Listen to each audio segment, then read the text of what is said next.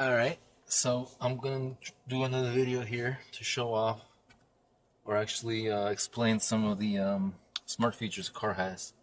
I mounted my camera just in case anyone's watching this doesn't know. You can rotate the camera with either with your mouse by clicking on the screen and dragging, or if you're on your phone, if you move the screen around, it should move the screen so you can look behind, etc.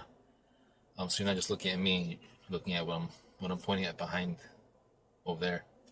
As soon as I mounted the camera, the Insta 360 onto the display, so some of the stuff you're not gonna be able to see, but they really are the minor features that I wanted to show off.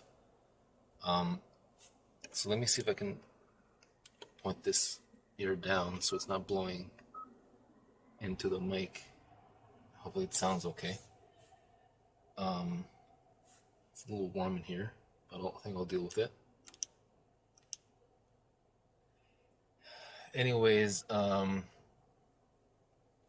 right now I'm parked. I'm about to leave my driveway, and it's still in park right now.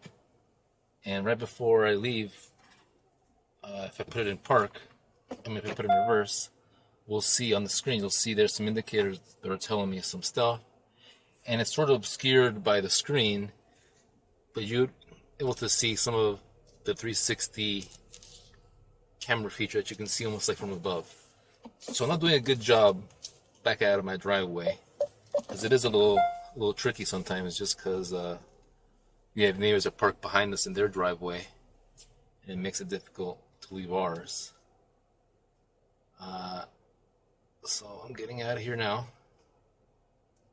and as soon as I'm done here, we won't really need to use the 360 camera anymore.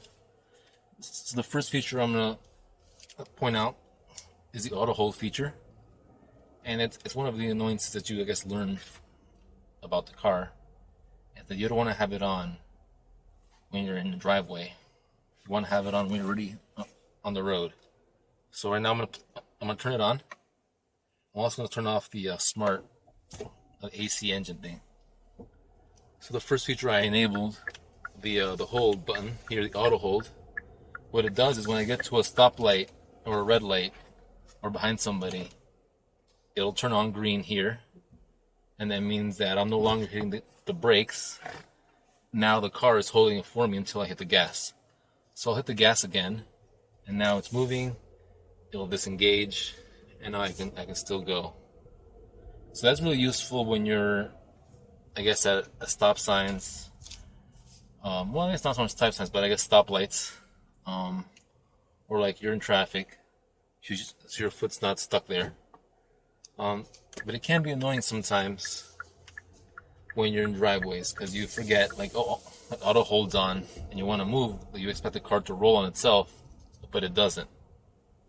So anyways, the next thing I wanted to point out is when I hit a left signal or right, you can see the little camera here that shows me a preview of the car behind me. I'm just going to have to raise the AC a little bit, it's getting a little toasty in here.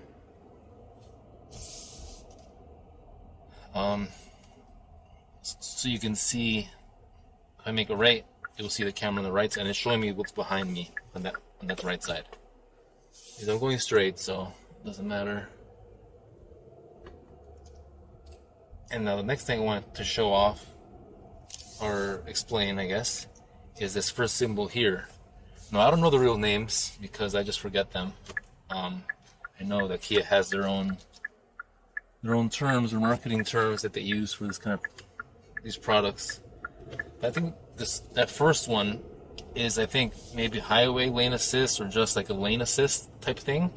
I think it tells you if you're veering off your lane. So it just warns you. I think that's the warning feature.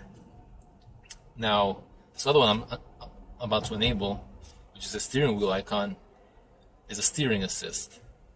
So I think I'm sure when it's green, it means it's recognized features, and it's now in charge of, I guess, the steering. When the symbol here turns green, it means the same, that it recognizes the streets, and it's somehow doing something. So right now only one of them was green. Now they're both white, because when the striping is confusing, because it's either faded or it's just not clear, the lights turn off, and it doesn't know where the street is, and it can't guide you. So you should pay attention to those lights, or this green one essentially telling you when it's driving, when it's not driving. So this whole time I'm sort of driving it, even though it says it's green. I've still been steering the car myself this whole time. Now I'm still getting out of where I live. I'm going down a road where it's a little like a highway. No, I'm not sure if it's a highway, but it's one of those a long road, I guess, with just lights. There's no stop signs, so it should be easier to show off these other features. Right, so now I'm still hitting the gas with my foot, and I wanted to point out that one of the reasons why we bought this car is because I have some sciatica issues. I have some herniated discs, and because of that, I often suffer pain in my leg, and when I'm driving particularly, I get pain in my calf, and it's pain that's really bad that I need to pull over at times on the side of the highway. I'm not sure what it's called. I think maybe called a Charlie horse sometimes. It's not a cramp. It's probably closer to like a muscle spasm. It's a really strong pain, like it's debilitating essentially. And that happens when I've been walking a lot, and then I start driving, and I think having my foot in the position of my foot hitting the gas and then the brakes and then the gas, it really exacerbates my muscle, my calf somehow, and it causes me to have these spasms, and it's horrible.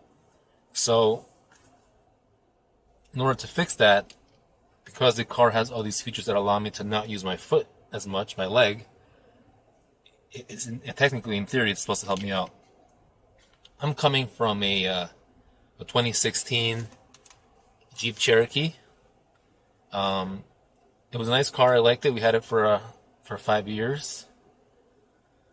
I bought it new as well, and I bought it. My old car before that was an Equinox, Chevy Equinox, I believe 2010, and it was doing okay, but it was starting to give me some miles with the transmission, I think, or something else. So I needed reliability, and we bought the Jeep. And the Jeep was good until I guess I started having these leg pains, and because the Jeep didn't have any of these features, it became troublesome to the point where it was worrisome that something would happen to me while I'm driving. So my girlfriend Charlene found this car for us, really for me, to help me out with my problem. So right now I was just on auto hold. I hit the gas and released the auto hold. So right now I'm still driving, and I haven't really showed off the feature right now, but as soon as I make this left, and it's beeping right now because it thinks I'm trying to make a left, and I am, but like a blind left, or I'm not sure what you would call it, where this person shouldn't be turning with me. But anyways, it was like a false flag, I guess. And even though there was a person there, I wasn't in any danger.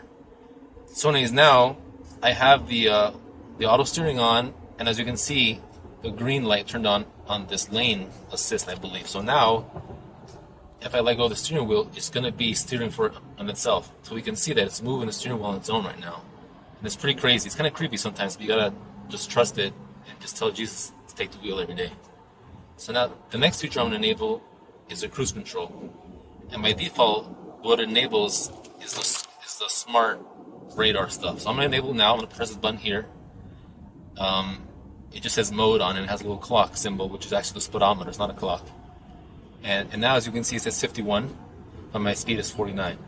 So what that means is right now, the vehicle will go up to a max of 51 miles per hour, keeping in mind that if it sees someone, it can speed up or it can slow down as needed.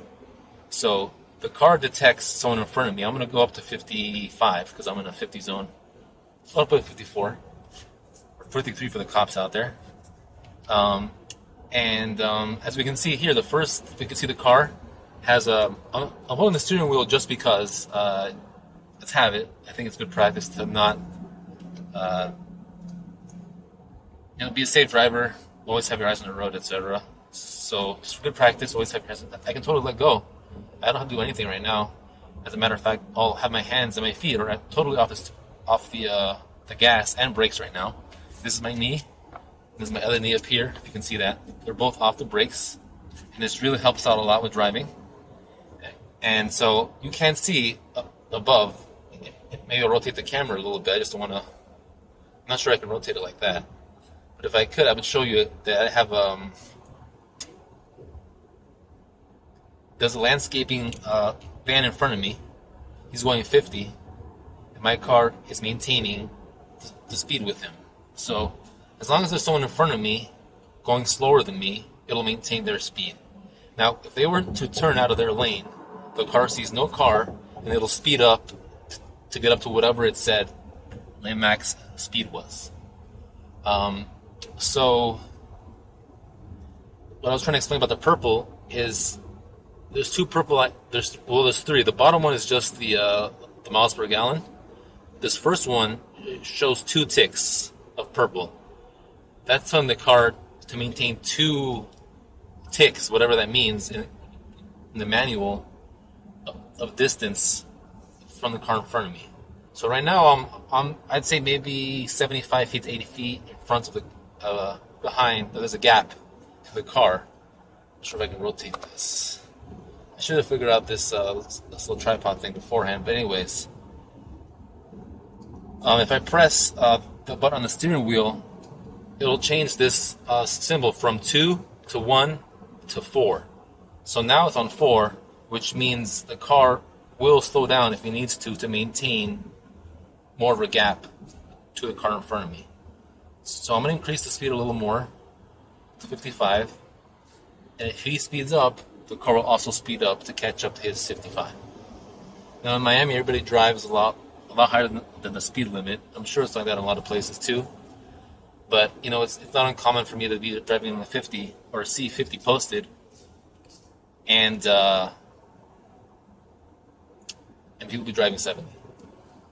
So just right now, just because the stripes are not good in this area, the car lost the stripes. It was confused. And it basically lost control. And now the van moved out of the way, so the car sped up just now. But because I was at a stoplight, it had to quickly slow down again. So that's one thing that I will mention, because I can't really show the car in front of me and the cluster, is that the car has a tendency to slow down kind of fast. Now it just beeped for some reason right now.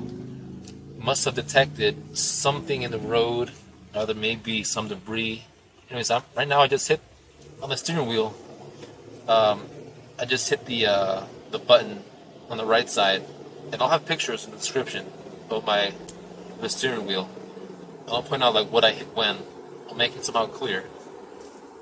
So right now I'm speeding up. I'm speeding myself up. There's no one in front of me right now. There's just rude people behind me. So I'll speed up for them to let them, get in front of me, and I'll get back down to close to the limit. Even though it's totally, this is what people drive around here like this.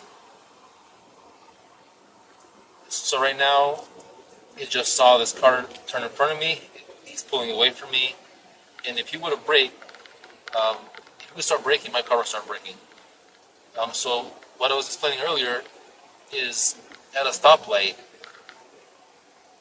I tend to slow down a little more gradually. I don't like to, hit the brakes hard. But because the car has this limited range and radar, you can only see the cars so far out. So let's say there's a car out in front of you that's 200 feet in front of you, it won't see it. So if he brakes at 200 feet, it'll start seeing it maybe at 180 feet, let's say. So that 20-foot gap, if I was driving myself, maybe it's more, maybe it's 250 feet. So that 70-foot gap, I would myself hit the brakes and start slowing me down.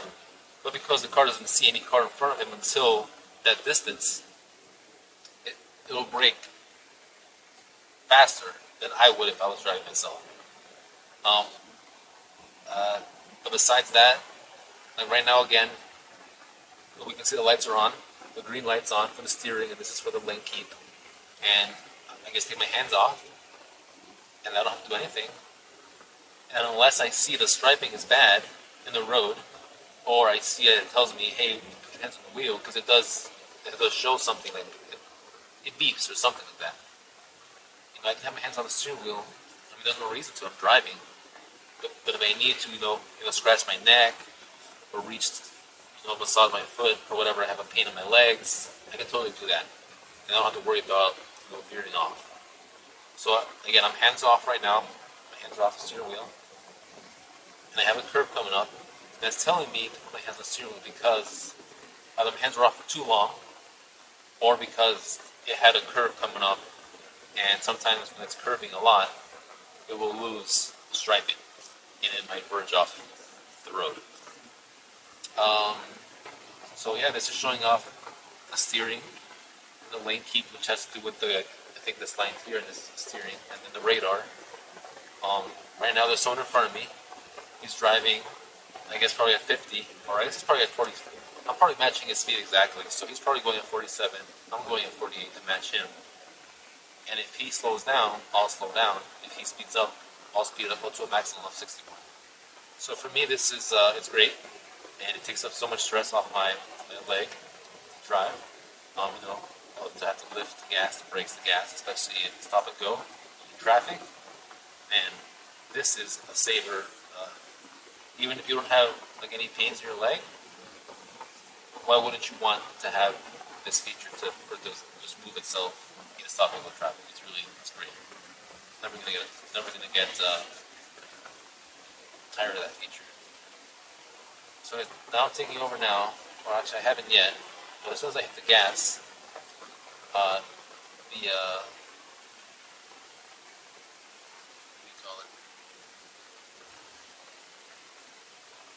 cruise control will disengage. So I hit the gas, and as you can see, the purple is gone. It just says 61, and there's no white, and it's not adjusting because it's assuming that I'm driving with the gas and the brakes myself. So, and then when I'm ready to go again, I'd say it's another straightaway. I just hit the resume button, and then it'll blast off to 60 again on its own, because it's the one in front of me. Of course, it'll slow me down because I was too fast for this area. And it'll automatically, if I start reducing the speed, I still don't know when it does it, but it'll adjust itself to whatever I guess it knows the area that I'm in. So by itself, I was at 61, and it went down to 45 on its own. And now, the striping is not great here, but it still looks like it can see the road pretty good, because the striping on the right side is pretty solid, so you probably can see that pretty well. And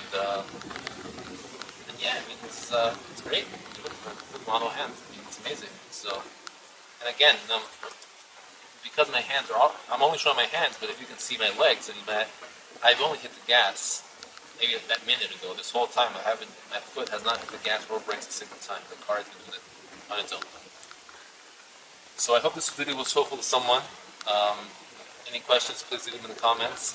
Again, probably too late now, but the video isn't 360, so if you hit notice already, make sure you pan the camera on your computer with your mouse by dragging, or if you're on your phone, you can move the phone around, or you can also use your finger. So this concludes the video, and I hope this was useful for someone, and subscribe to me if you can. Bye-bye.